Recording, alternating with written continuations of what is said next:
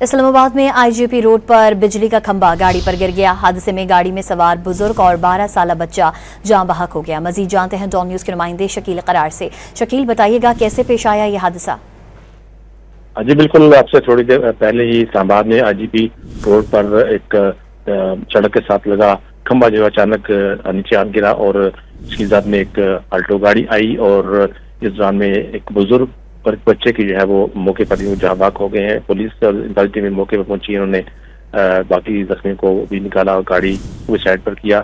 तब अभी तक मालूम नहीं हो सका है कि जो खंभा है वो उसकी हालत क्या थी, वो गिरने की वजह उसकी क्या मौसम की हालात थे या कोई और वजह थी, लेकिन जो डेड बॉडीज हैं वो उर्सा के हवाले की जा रही है। उससे थोड़ी देर पहले ही इस्लामाबाद में आईजीपी रोड पर एक सड़क के साथ लगा खंभा जो अचानक नीचे आ गिरा और इसकी ज़द में एक अल्टो गाड़ी आई और इस दौरान में एक बुजुर्ग और एक बच्चे की जो है वो मौके पर ही जहाँ बाक हो गए हैं। पुलिस और इंतजामी टीमें मौके पर पहुंची, उन्होंने बाकी जख्मियों को भी निकाला और गाड़ी को साइड पर किया।